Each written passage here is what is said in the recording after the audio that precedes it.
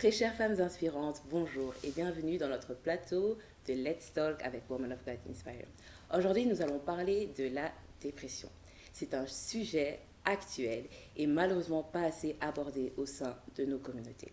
Voilà pourquoi aujourd'hui nous allons en parler avec nos invités du jour. Nous allons chercher à savoir qu'est-ce que c'est la dépression, est-ce une maladie, qui sont les personnes touchées par cette maladie et nous allons vraiment creuser et comprendre comment est-ce qu'on peut s'en sortir. Voilà, c'est aujourd'hui dans notre épisode numéro 2.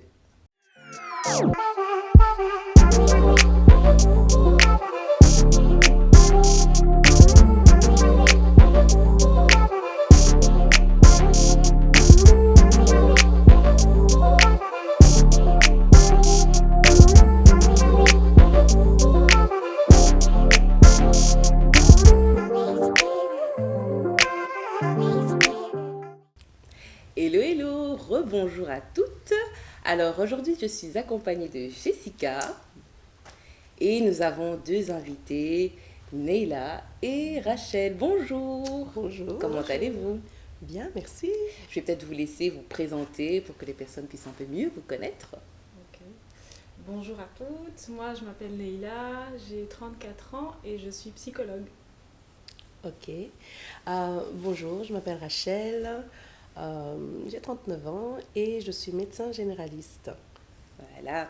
Alors, comme vous le savez, nous allons parler de la dépression. Comme je l'ai dit, c'est un sujet qui n'est pas assez abordé au sein de la communauté chrétienne. C'est un peu tabou. Souvent, en tant que chrétiens, nous pensons être exemptés de cette maladie. Mais aujourd'hui, nous allons vraiment discuter avec nos expertes qui vont nous donner vraiment plus d'informations là-dessus et surtout voir quels sont les signes de la dépression. Je vais peut-être commencer par poser quelques questions. Déjà, qu'est-ce que c'est la dépression? Comment est-ce qu'on le définit? Alors je vais commencer, c'est une très bonne question. Elle est intéressante parce que finalement c'est un mot qu'on entend beaucoup et qu'on entend pour beaucoup d'expériences mais qui ne sont pas forcément la dépression. Donc avoir des difficultés, avoir des idées noires, avoir des moments où on se sent triste, c'est pas toujours la dépression. Ouais. En C'est vrai fait, que c'est important de le dire. quand on parle de dépression, on parle de maladie. Ok. Déjà ça. Et donc quand on parle de maladie, on parle de symptômes bien spécifiques qu'on doit retrouver. Et donc les symptômes doivent aussi se manifester pendant, par exemple, plus de 15 jours. Donc c'est Ok. des symptômes qui sont constants chez la personne. D'accord, Pas d'accord. simplement quelque chose d'un passage. Mhm. Euh, Et justement, ça se présente sous quelles différentes formes? Parce que je sais qu'on entend aussi parler du burn-out, du postpartum. En fait, comment est-ce que ça se présente, la dépression? Donc finalement, les symptômes de la dépression, je vais les lire, ils sont les suivants. Donc une tristesse qui est inhabituelle et qui reste, une perte d'intérêt, une perte de plaisir, vraiment quelqu'un qui est comme démotivé, qui va dormir beaucoup, qui va même avoir des douleurs physiques à force de cette non-activité, Ouais. un gros sentiment de solitude, un risque élevé même de suicide, de pensées suicidaires Ok. et parfois des passages à l'acte aussi, quand c'est trop loin, des pensées négatives, des pensées autour de la mort, etc. Donc voilà, c'est vraiment une liste de tous les symptômes qu'on peut voir et qui doivent rester au moins plus de 15 jours, qui doivent vraiment être permanents. Ok. Voilà. Mais Tout à fait. j'ai juste une question par rapport à ça parce que c'est vrai que du coup, la limite, elle n'est pas très claire. On peut croire qu'on est juste mal, comme on a des moments où on est mal pendant un moment, mais ça peut arriver que je suis mal et que ça dure plus de 15 jours. À partir de quel moment est-ce que je peux dire que c'est vraiment une maladie, c'est une dépression, ou je suis juste mal, je suis down pendant un moment? Alors ce qui est important, c'est aussi de se dire que ces symptômes-là vont vraiment venir perturber toute la vie. Exactement. Ok. Et plein de sphères de la Plus vie. grands impacts en fait. Exactement. Donc ça va avoir un impact sur la vie professionnelle, ça va avoir un impact sur la vie familiale, ça Ok. va avoir un impact sur même sa vie administrative. C'est des gens qui ne vont plus prendre le temps de répondre aux mails envoyés par, je ne sais pas, la commune, qui ne vont plus payer les factures. Donc c'est vraiment un changement radical entre une manière de fonctionner et une nouvelle manière de fonctionner. Ok. Et oui, Si je peux rajouter, bien sûr. je pense que quand la personne ne parvient plus à relever la tête, c'est là que ça devient vraiment inquiétant. En général, quand on a un petit coup de mou, une période de démotivation, on arrive à un moment donné à se ressaisir ou à trouver quand même l'intérêt pour l'une ou l'autre chose. Mais là, c'est vraiment, j'ai envie de dire, c'est comme un crash. Ok. C'est un Un crash, trou noir, tout c'est est... l'esprit qui ne suit plus, quoi. Ok. Ah oui, tu parles déjà au niveau de l'esprit, donc c'est Enfin, vraiment... l'intellect, Oui, le tout en fait. l'être intérieur, je vais dire ça comme ça, alors Oui. qui n'arrive plus à suivre le rythme, qui n'arrive plus à faire face aux pressions, Oui. aux exigences de la vie, quoi. Oui. C'est une personne comme l'a dit Naïla qui peut rester dormir toute la journée parce qu'elle n'a plus cette motivation de sortir de son lit. Il n'y a plus rien qui lui donne l'envie de sortir et de s'apprêter, de faire quelque chose. C'est des personnes qui vont vraiment se laisser complètement aller. Et donc, Est-ce qu'il y a c'est ça qui fait un peu la différence. niveaux, je sais pas moi, dépression légère, Bien sûr. dépression Mhm. plus profonde, Peut-être sur le plus... Oui, il y a différents stades. Hein, Oui, je suis d'accord. Il y a la dépression légère, il y a la dépression modérée et la dépression sévère. Donc on parle en effet de stades.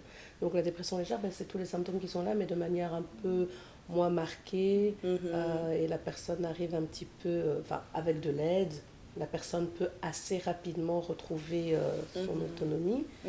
La dépression sévère, là, ça demande beaucoup Vraiment plus. dans Vraiment un une suivi. médicamenteuse, Exactement. dans les hospitalisations. Tout à Mais fait. justement, on va y revenir. Mais justement, comme Jessica l'a dit, maintenant, supposons que moi, j'ai l'impression que je suis en dépression, je vois vraiment que ça ne va pas, c'est un niveau vraiment plus élevé, comme vous l'avez dit. Maintenant, on a une psychologue, on a un médecin. Vers qui je vais en premier? Quelle démarche est-ce que je dois entamer? Ok. Premièrement, moi, je dirais de consulter son médecin traitant. C'est la première chose, selon moi, à faire, c'est d'aller voir le médecin traitant, puisque le médecin traitant peut orienter vers un autre spécialiste comme une psychologue. Donc, pour moi, la première chose, c'est de voir le médecin traitant, discuter avec son médecin traitant, lui expliquer ce qui ne va pas. Et alors, le médecin va poser quelques questions pour savoir un petit peu, tiens, c'est depuis quand, enfin, qu'est-ce que vous ressentez, depuis quand, est-ce que vous avez une perte de poids, est-ce que vous avez pris du poids, parce que ça peut être dans les deux sens, parce que ça peut être, là on a parlé du sommeil, par exemple, ça peut être une personne qui dort beaucoup ou une personne qui n'arrive plus à dormir. En fait, oui, on peut avoir les extrêmes. Et donc, voilà, le médecin va poser une série de questions pour creuser, pour justement faire la part entre est-ce juste un moment difficile ou vraiment une dépression. Voilà, puis il va aussi prendre en compte un peu le contexte de vie de la personne, parce qu'il y a des situations qui peuvent conduire à une situation de dépression, une situation sociale difficile, une perte d'emploi, la perte d'un être cher, ce qui peuvent conduire à un état de dépression sans que ce soit forcément déjà la maladie, parce que ce sont des situations difficiles que chacun de nous peut rencontrer et qui peut en sortir sans médicaments, sans être hospitalisé ou quoi. Mais quand ces situations perdurent dans le temps, en fait, c'est vraiment la durée dans le temps qui est, et aussi le degré d'importance des symptômes. Si la personne vit avec des idées noires, je veux me tuer, là on est vraiment dans une situation d'urgence même. Mais à ton niveau, donc toi tu poses vraiment les questions de chercher à comprendre qu'est-ce que la patiente ou le patient vit à ce moment-là. Et alors au niveau, si tu l'envoies alors chez une psy, qu'est-ce qui se passe alors à ton niveau? Donc à mon niveau, c'est une personne qui va être accueillie, on va lui demander un petit peu, tiens, pourquoi elle vient, donc elle va certainement venir avec un diagnostic, voilà, mon médecin traitant m'a dit que j'étais dépressive. Et pour nous, c'est important de savoir, ça veut dire quoi pour vous être dépressive, ça veut dire quoi pour vous avoir une dépression, pour voir vraiment qu'est-ce que le patient va mettre derrière ce mot, quelles sont les émotions qu'elle va mettre, quelles sont les circonstances qu'elle va mettre derrière ce mot. Voir aussi, tiens, est-ce qu'elle se rend compte des symptômes et de la gravité des symptômes, est-ce que les gens autour, qu'est-ce qu'ils disent de ça aussi, parce que c'est important, parce que finalement on reçoit une personne, mais on reçoit aussi un peu la famille, toutes les personnes qui sont autour et qui vont déjà peut-être pouvoir dire quelque chose à cette personne-là. Donc on va repérer si les symptômes sont bien là, si on est vraiment dans de la dépression. Et juste petite précision, quels sont les symptômes que tu repères justement chez la personne? Alors moi, c'est vraiment autour de l'anamnèse. Donc je vais vraiment demander à la personne de se présenter, voir un petit peu d'où elle vient et où elle est aujourd'hui. Et qu'est-ce qu'elle manifeste comme symptômes au niveau de ses idées. Donc si on est dans des idées autour, comme je dis, de la mort, de la solitude, du désespoir, si je vois qu'il y a vraiment quelque chose autour d'une grosse tristesse comme ça. Je vais voir s'il y a des symptômes qui nécessitent des médicaments. Donc, la renvoyer soit chez son médecin généraliste, soit vers un psychiatre, c'est-à-dire un médecin spécialisé pour la santé mentale. Et donc, voir s'il y a des symptômes qui nécessitent vraiment une aide médicamenteuse. Je vais essayer de voir s'il y a des risques suicidaires réels, être attentive du moins à ça, en discuter avec elle. Je vais voir si c'est quelqu'un qui arrive à avoir une routine dans sa vie, arrive à se lever, arrive à se doucher, etc. Ouais. Donc vraiment voir un peu quelle est la routine. Donc je vais juste reprendre un petit peu les symptômes que je connais de la dépression, mais voir comment ça s'exprime chez la personne que je reçois. Parce que finalement, son expérience de la dépression ne sera pas l'expérience d'une autre personne de la dépression. Tout à fait. Donc voilà, moi je veux voir un peu comment ça se déploie chez elle et surtout commencer la thérapie, c'est-à-dire tiens, allons voir un petit peu d'où allons ça creuser. Allons creuser. Justement, et quand vous creusez, en général, quels sont les facteurs qui sont, qui provoquent en fait la dépression chez les personnes? Oui. Alors, moi, j'ai mis ça en 3 catégories. Donc, j'ai mis les facteurs biologiques, dont je ne parlerai très peu. Peut-être que Rachel en connaîtra plus que moi, mais c'est juste tout ce qui est des règlements hormonaux, etc., qui peuvent mettre les gens, en fait, dans même une symptomatique de la dépression. Mais donc, ça, c'est vraiment... Si c'est réglé au niveau biologique, c'est un peu réglé. Mais voilà, je ne m'y connais pas plus. Il y a les causes qui sont psychologiques, donc là on parle de tout ce qui est trauma, on parle de tout ce qui est événements compliqués de la vie, que ce soit extérieur à soi, donc qu'on ait vu quelque part aussi, des choses traumatisantes, ou alors qu'on ait vécu soi-même quelque chose de traumatique. Et il y a tout ce qui est environnemental, c'est le fait d'avoir peut-être des parents qui sont dépressifs. Le fait d'avoir eu des ruptures successives. Donc voilà, ça ce serait un peu les 3 causes, les 3 facteurs, on va dire, donc biologique, psychologique et puis environnemental. Et on va voir un petit peu dans les 3 où on se situe. Même si biologique, finalement, j'ai très peu accès à ça. Mais on peut très bien dire, tiens, est-ce que vous avez été malade est-ce que vous avez eu une maladie Est-ce que tout va bien à ce niveau-là, etc. Est-ce que vous ne feriez pas des tests juste pour vérifier? On peut toujours encourager, mais bien sûr. C'est le médecin qui reste aussi. D'accord. Et c'est vrai que sur ce point-là de cause biologique, il y a certaines maladies qui peuvent mettre la personne dans un état un petit peu ralenti ou dépressif. Je pense par exemple à l'hypothyroïdie. Qui est une maladie qui touche une glande que tout le monde a, qui se trouve ici dans la gorge, qui est la thyroïde, et qui fait que cette glande travaille moins. Et donc, on est ralenti, on a envie de dormir tout le temps, on prend du poids, on a du mal à se concentrer. Et donc, ça peut un peu donner le change d'une dépression au final, alors que le problème, il va être réglé avec un traitement très simple, compenser le manque d'hormones thyroïdiennes. Ça, c'est juste un exemple. Et il y a d'autres maladies qui peuvent avoir aussi une évolution vers la dépression, ou bien simplement le fait que la personne est malade, qui a tout le temps mal à gauche, tout le temps mal à droite, qui a appris donc une personne qui a appris qu'elle a une maladie grave ou quoi, qui alors se sent dépressive et tombe dans une forme de dépression. D'accord. Et justement, quels sont les différents profils que vous recevez des fois qui sont en dépression, pour un peu savoir qui sont les personnes qui sont touchées par la dépression? Oui, je peux répondre. En fait, c'est vraiment une maladie qui touche tout le monde. C'est ce que j'allais dire aussi. Il n'y a pas de profil. Non, il n'y a pas de profil. Enfant même, vieillard, même bébé. C'est important parfois de le dire parce que si un enfant dit...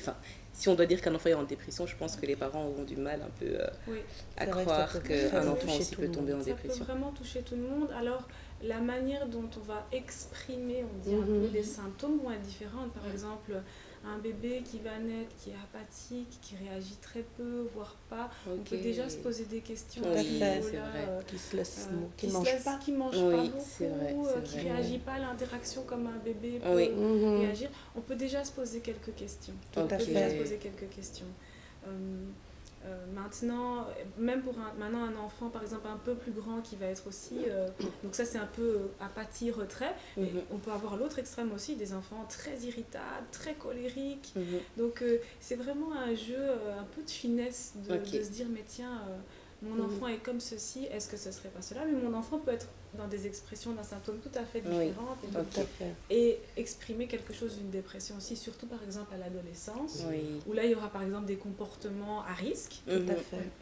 Et on va se dire, on va pas se dire, bah tiens, c'est la dépression, mon enfant est déprimé. On va se dire, mais C'est il la est crise. rebelle, c'est Voilà. la crise.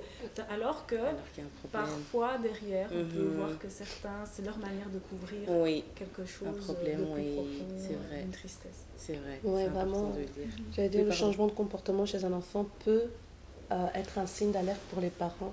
Et juste pour revenir sur le fait que ça peut toucher absolument tout le monde, je me souviens de ma première patiente en dépression. J'étais encore assistante, donc médecin en formation. Mhm. Et je vois une dame très chic dans la salle d'attente. Elle était vraiment bien habillée, tirée à 4 épingles.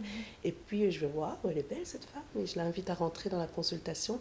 Et à peine elle s'est fait, docteur, ça va pas. Et elle s'effondre en larmes. J'étais vraiment déconcertée parce que c'était vraiment une toute autre image que ceux qu'elle m'avait renvoyés quand elle était dans la salle d'attente. Et c'est quelque chose qui est vraiment resté dans ma mémoire. Et parce qu'on peut croire que les personnes qui sont dans une classe sociale un peu plus élevée sont peut-être épargnées, mais ça touche vraiment toutes les classes sociales, toutes les personnes et toutes les races, toutes les origines. Il n'y a pas de frontières. Et c'est un éventail tellement large que, comme tu as dit, Neila, c'est vraiment un jeu de finesse. Des fois, il y a des dépressions pour lesquelles on passe à côté parce que la personne ne le montre pas. Ok. Avant de passer à la deuxième partie, je vais juste vous poser 2 questions très rapides, que Neila puisse définir le burn-out et toi le postpartum. On va peut-être commencer par Neila. Ouais, alors le burn-out n'est pas la dépression, hein. C'est totalement différent déjà. Ok. Donc, voilà. Mais en fait, le burn-out, c'est vraiment une conséquence du stress. Ok. Il y a un taux très élevé de stress. Ça peut être dans son milieu professionnel, surtout. On entend ça, en tout cas, beaucoup pour des gens qui vivent qui vivent, comment dire, qui vivent un environnement très stressant au travail, et ça pendant longtemps. Donc ça va, autant par exemple la dépression, on est dans quelque chose autour de la tristesse, autant le burn-out, on est dans quelque chose autour du stress et des réactions à ce stress. Alors les symptômes vont vraiment être troubles de la concentration, vraiment quelqu'un qui a une perte d'efficacité, qui a des peurs, qui n'arrive plus à aller au travail, etc. Mais on est plutôt, oui, quelque chose qui résulte d'une conséquence au stress. Ok, merci. C'est très clair. Tout à fait. Alors Rachel, Le postpartum, s'il te plaît. Alors, on parle de dépression postpartum ou de dépression postnatale. En fait, c'est un mot qui renferme différentes choses parce que dedans, on peut retrouver aussi le baby blues, qui n'est pas une dépression. Parce que ça, c'est un terme qu'on entend aussi souvent. Elle fait le baby blues, elle a le baby blues. En fait, après l'accouchement, quelques femmes peuvent ressentir un petit peu... avoir un petit peu un sentiment de tristesse ou d'être dépassée, d'être un peu dépassée. Le baby blues survient vraiment quelques jours après l'accouchement et souvent on relie ça à une chute d'hormones. Une chute d'hormones parce que voilà, les hormones sont au plafond quand on est enceinte et puis on accouche et ça, le taux d'hormones chute assez brutalement et certaines femmes peuvent alors ressentir un peu une sorte de tristesse, mais ça ne dure pas. Tandis que la dépression du postpartum ou postnatal survient un peu plus tard, après l'accouchement, ça peut arriver 1 mois ou 2 mois après, et ça dure plus longtemps. Ça peut durer jusqu'à 6 mois, 1 an, voire 2 ans. Et donc, c'est vraiment une réelle dépression avec les symptômes dont on a déjà discuté et une dévalorisation de soi-même, la maman qui se sent pas être une bonne mère, qui n'y arrive pas, qui peut avoir un problème d'attachement, c'est avec son bébé, qui n'arrive pas à avoir cette relation qu'on attend d'elle entre une mère et un enfant. Et aussi, ça s'accompagne souvent de culpabilité, parce qu'on se dit, je suis en train de vivre un événement heureux et je suis malheureuse, je suis triste. Et alors on a honte, on le cache, souvent, elle le cache le plus longtemps. C'est vraiment difficile à mettre en évidence. Et juste une petite remarque, ça peut aussi toucher les papas. Voilà. Tu l'as lancé, mais c'est important. Voilà. Ça peut toucher les papas, vous avez entendu. Mais là, alors évidemment, on ne parlera pas de postpartum, parce que postpartum, ça veut dire après l'accouchement. Mais là, on parlera plus de postnatal. D'accord. Voilà. Ok, merci. En tout cas, c'est clair, c'est important de savoir ce que c'est le burn-out parce qu'il y a la dépression, mais quand on sait que c'est un burn-out, on sait que c'est lié plutôt au milieu professionnel, le stress, etc. Et puis, il y a aussi le postpartum qui est alors totalement autre chose, mais on aura l'occasion peut-être d'en parler plus en détail une autre fois. Pour l'heure, je vais donner la parole à Jessica qui va faire la suite. Ok, on va passer à la séquence vrai-faux. J'ai 2 questions pour vous. Je vais simplement vous poser la question et vous allez me répondre vrai-faux. Enfin, vous pouvez argumenter la réponse. Mais voilà, ce sont un peu des idées préconçues qu'on entend des fois à gauche, à droite. Et finalement, on ne sait pas vraiment ce qu'il en est. Voilà pourquoi on vous a sur le plateau pour que vous puissiez nous dire quoi. Alors, je vais commencer par la première question que je vais te poser à toi, Rachel. Ok. En fait, c'est pas vraiment une question, mais on dit souvent que, parce qu'on a parlé tout à l'heure de possibilité de traitement médicamenteux contre la dépression, et certaines personnes pensent qu'en fait, les médicaments, ça fait juste dormir, entre guillemets, la maladie, mais ça ne la soigne pas. Qu'est-ce que tu as à dire par rapport à ça? Alors, moi, ce que je peux dire, c'est qu'il y a des cas pour lesquels il faut vraiment des médicaments, que juste stimuler la personne ne sera pas suffisant. Il y a des cas où il faut vraiment, mais je rajoute que pour moi, donner juste un médicament, ce n'est pas non plus suffisant. Dans les cas où il faut un médicament, il faut aussi un accompagnement, un traitement psychologique par une psychothérapie. Moi, je trouve que c'est vraiment important la combinaison des deux. Et dans ce cas-là, alors le médicament a toute sa place et ne fait pas qu'endormir. En fait, pour être bref, je ne vais pas rentrer dans les détails, mais l'humeur et tout ça, c'est quand même régulé par des molécules dans notre cerveau. Et ces médicaments vont intervenir sur ces molécules-là, vont inhiber certaines choses ou stimuler certaines autres. Oui. Et donc, ça peut être vraiment une aide. Je suis pas du genre, je ne suis pas le médecin qui va à la première rencontre mettre un médicament. Mais à un moment donné, dans le chemin, si je vois que là, ça devient très difficile, soit j'instaure quelque chose ou j'oriente alors vers un psychiatre pour que le psychiatre puisse mettre le médicament le plus adapté à la personne. Mais ça va de pair avec la psychothérapie. Ok. Alors, on va passer à la deuxième question. C'est pas vraiment une question, mais enfin, elle est plus pour toi, Neila. Certaines personnes pensent qu'en tant que chrétien, on a la foi, on est croyant, on prie, on est immunisé contre la dépression. Qu'est-ce que tu as à dire par rapport à ça? Faux. Un grand faux. Un grand faux, même si cela n'enlève en rien l'efficacité vraiment de Christ en nous. Mais je pense que c'est un leurre de croire qu'on peut être immunisé contre tout. Vraiment, même voilà, dans la Bible, on peut trouver de garder son cœur plus que toute autre chose, de veiller, etc. Et en fait, c'est la même chose, la santé mentale. C'est vraiment comme un jardin, on doit en prendre soin. On doit déraciner ce qui n'a pas sa place, on doit planter des choses qui peuvent être bénéfiques pour nous. Donc tout ça, ça demande un entretien. Donc dire, j'ai un jardin, mais en fait, je peux juste m'asseoir là parce que je suis chrétienne et je peux m'asseoir et ne rien faire, ce serait se tromper, parce qu'en fait, il y a des oiseaux, il y a de la vie, etc. Tout à fait. Il y a une nécessité de prendre soin. Donc, voilà pourquoi cette phrase est fausse, c'est parce que voilà, on est né, voilà, on a été créé esprit, on est dans un corps, on a une âme.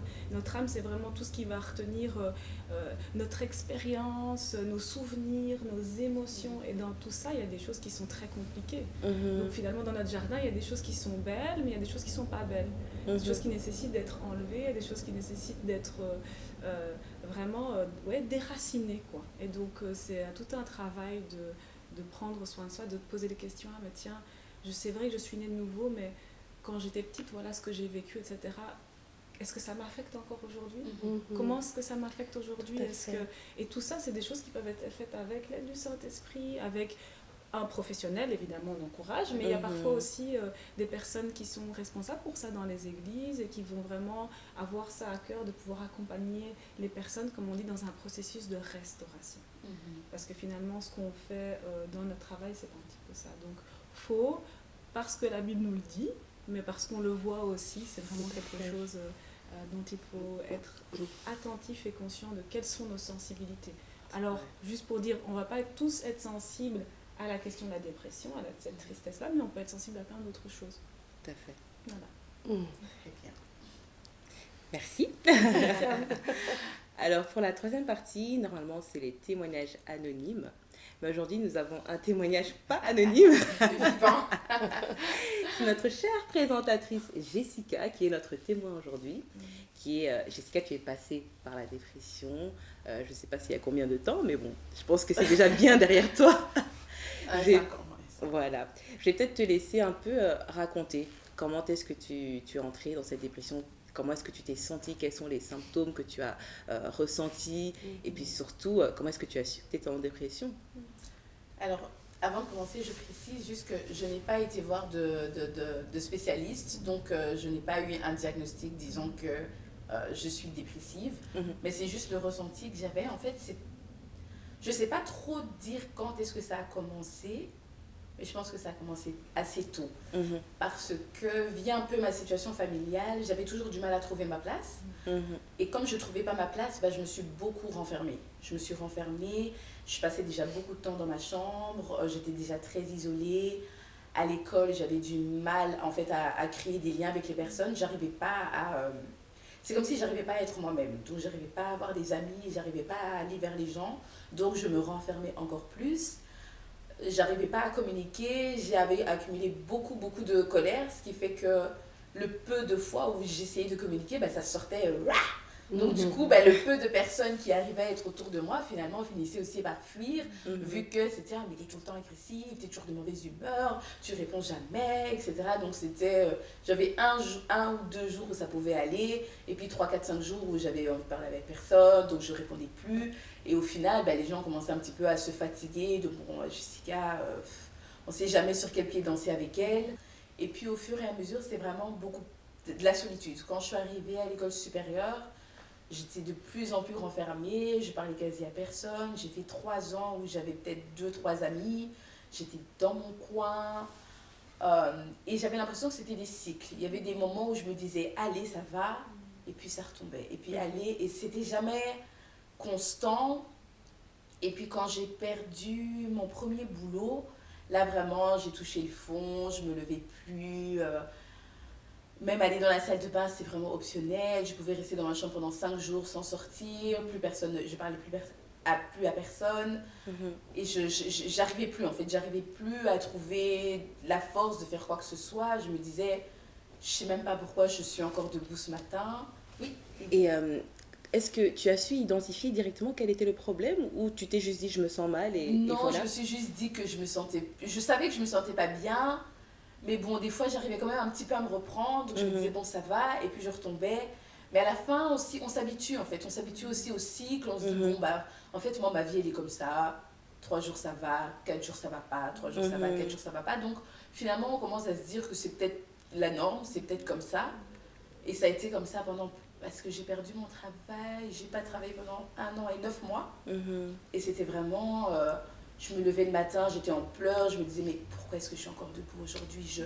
Je trouvais plus, en fait, plus de motivation, plus rien. Pourtant, j'étais chrétienne aussi, j'avais la foi, j'allais à l'église, mais c'est arrivé à un point où ça m'est déjà arrivé des dimanches, j'arrive à l'église, je m'assieds, je regarde autour de moi, je me dis, mais en fait, qu'est-ce que je fais là? Et je prends mon sac et je pars.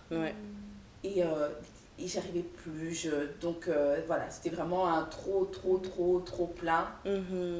Et donc, c'est ce que moi, je définis comme étant ma période dépressive. Et comment est-ce que tu as fait, toi, alors, pour t'en sortir? Alors, parce que tu as dit que tu n'as pas consulté. Oui, je n'ai pas consulté, c'était en 2017. Et à un moment donné, je me suis dit, c'est trop. J'étais dans ma chambre et j'ai pleuré à Dieu. J'ai dit, là, j'en peux plus, en fait, parce que ça va plus. Ça va plus, ça fait des années, je tourne en rond. J'ai dit, cette fois-ci, je veux m'en sortir. Et j'ai eu comme un déclic qui m'a dit, ok, si tu veux que les choses changent, tu dois faire aussi les choses différemment.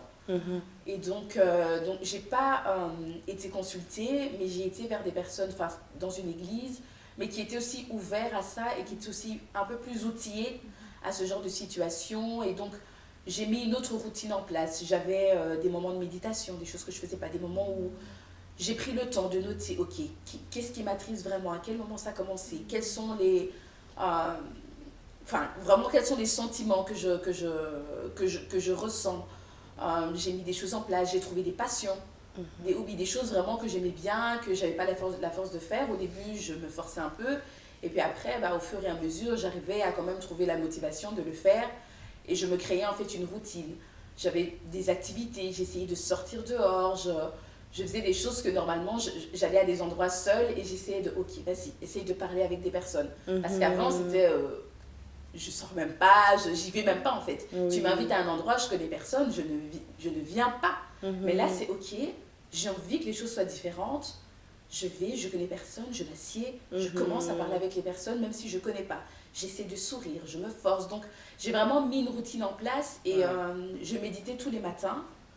Et ça m'a vraiment beaucoup aidée. Parce que j'avais l'impression, du coup, que je prenais le contrôle de la journée. J'avais l'impression, du coup, de moins subir et de dire, ok, il est 5 heures du matin, la journée n'a pas encore commencé, entre guillemets. Je peux encore décider comment est-ce que les choses vont se passer. Je peux encore dire, ok, aujourd'hui, ce sera une bonne journée, je méditais, bon, en l'occurrence, la parole de Dieu, et je disais, voilà, peu importe ce qui va arriver, je ne vais pas me laisser perturber. Et même au boulot, des fois, je prenais des pauses. Quand ça devenait trop, j'allais m'enfermer 10 minutes, ok, je me reconcentre, c'est pas la fin du monde, ça va aller. Et c'est comme ça que, et je prenais vraiment chaque jour, au jour le jour. Au jour le jour, voilà. Ouais. C'est important, j'ai aimé ce que tu as dit, d'un peu connaître sa limite, de dire que là, ça va pas.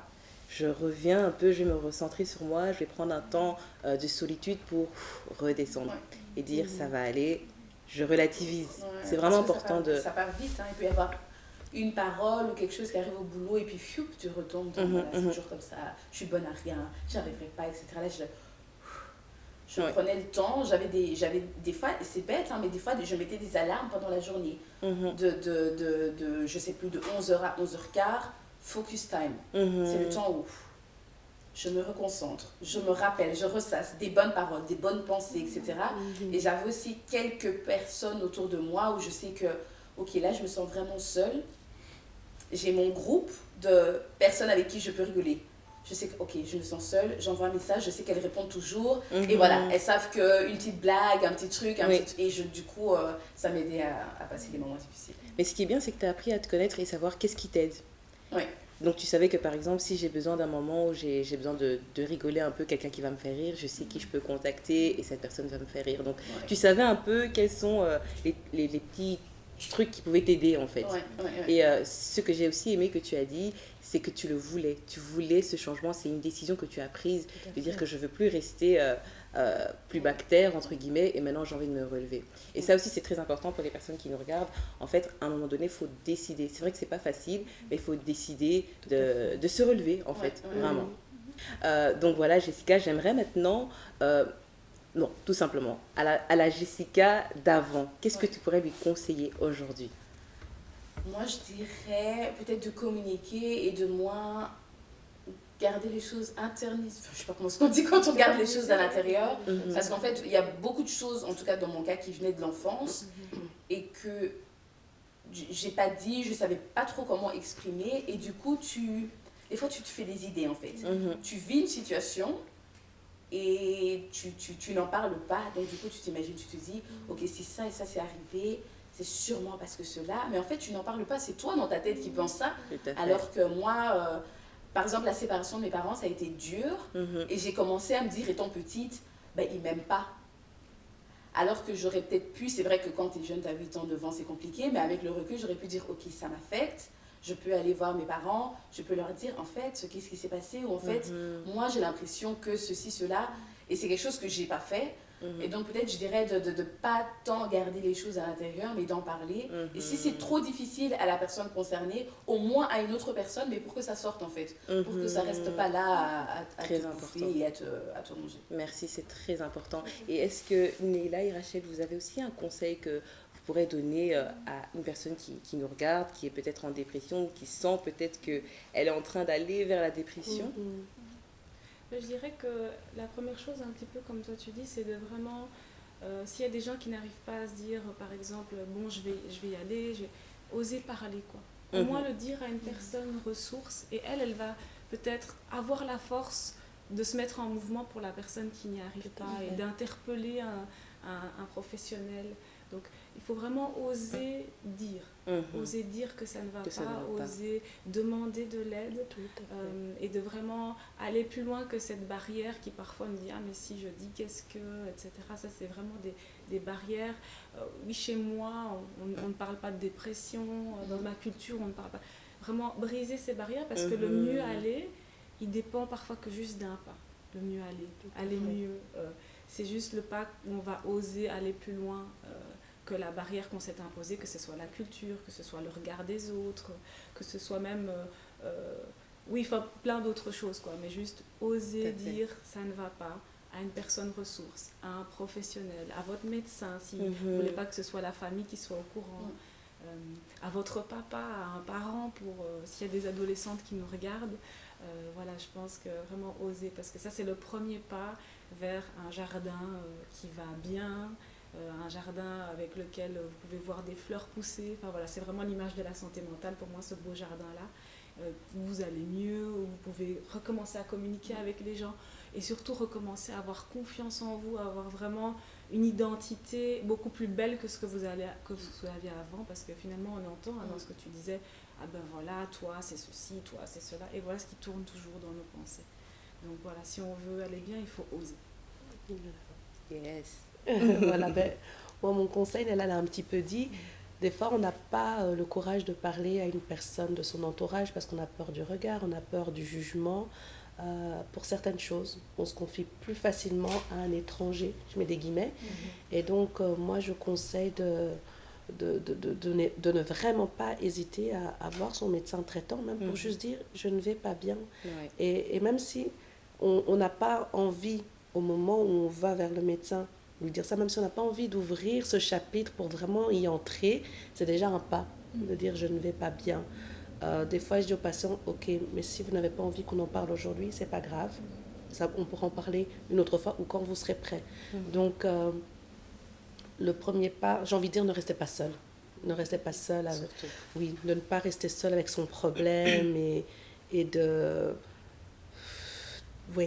n'avoir finalement plus que les yeux rivés sur ça, ça tire vers le bas. Donc, de ne pas rester seul, de voir une personne ressource, comme disait Leïla, ou si ça ne va pas, alors un professionnel. Ok, merci beaucoup. Vous l'avez entendu, en tout cas, on a reçu des précieux conseils. Ne gardez pas tout ce que vous avez en vous. Si vous sentez que ça ne va pas, osez en parler, osez chercher de l'aide. Si on n'arrive pas à parler avec les parents, allez même chez votre médecin traitant, à un ami peut-être, quelqu'un qui est proche de vous. En tout cas, faites le pas d'en parler, ne le gardez pas pour vous parce que ça risque vraiment de devenir, et puis vous entrez dans un cercle vicieux et ça sera difficile pour se relever. Donc voilà, c'est vraiment le conseil que je retiens pour aujourd'hui et j'aimerais vraiment vous remercier, nos invités du jour, pour ces précieux conseils et remercier notre présentatrice Jessica pour son témoignage. En tout cas, que Dieu vous bénisse et je vous dis à très bientôt. Bye bye. Au revoir.